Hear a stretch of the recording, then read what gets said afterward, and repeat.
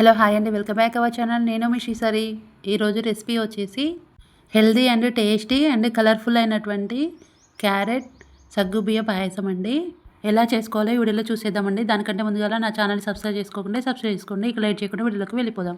First 2 medium size క్యారెట్లు తీసుకొని వాటిని నీట్గా కడుక్కొని ఈ విధంగా తురుముకొని పెట్టుకోవాలండి.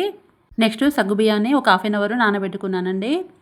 తర్వాత స్టవ్ ఆన్ చేసుకొని ఒక హాఫ్ లీటర్ పాలు తీసుకొని వేడి చేసుకోవాలి. నెక్స్ట్ పక్కన వేరొక స్టవ్ మీద గిన్నె పెట్టుకొని దాంట్లో నెయ్యి వేసుకొని డ్రై ఫ్రూట్స్ ఫ్రై చేసుకోవాలంటే నేతిలో. నెక్స్ట్ వాటిని తీసేసుకున్న తర్వాత పక్కకి అదే గిన్నెలో నెయ్యి వేసుకొని మనం తురుముకొని పెట్టుకున్నటువంటి క్యారెట్ తురుముని వేసుకొని ఫ్రై చేసుకోవాలండి. ఇలా ఫ్రై చేసుకున్నాక స్టవ్ అనేది ఆఫ్ చేసుకోవాలి. పాలు బాగా మరిగిన తర్వాత మనం ముందుగా నానబెట్టుకున్నటువంటి సగ్గుబియ్యం వేసుకోవాలండి. ఒక 10 మినిట్స్ వరకు కుక్ చేసుకోవాలండి. ఇలా సగ్గుబియ్యం అనేది కుక్ అయిన తర్వాత నెక్స్ట్ మనం నేతిలో ఫ్రై చేసుకొని పెట్టుకున్నటువంటి క్యారెట్ తురుము అనేది ఈ పాలల్లో వేసుకోవాలండి. ఇలా క్యారెట్ తురుము అంతా వేసుకున్న తర్వాత గరిటెతోటి కలుపుకోవాలి. 5 నిమిషాలు కుక్ అవ్వనివ్వాలండి. నెక్స్ట్ 5 నిమిషాల తర్వాత ఇక్కడ నేను కుంకుమ పువ్వు వాటర్ అనేది యాడ్ చేసుకుంటున్నానండి. ఇది మీ దగ్గర లేకుంటే స్కిప్ చేయొచ్చండి, ఇది ఆప్షనల్ మాత్రమే.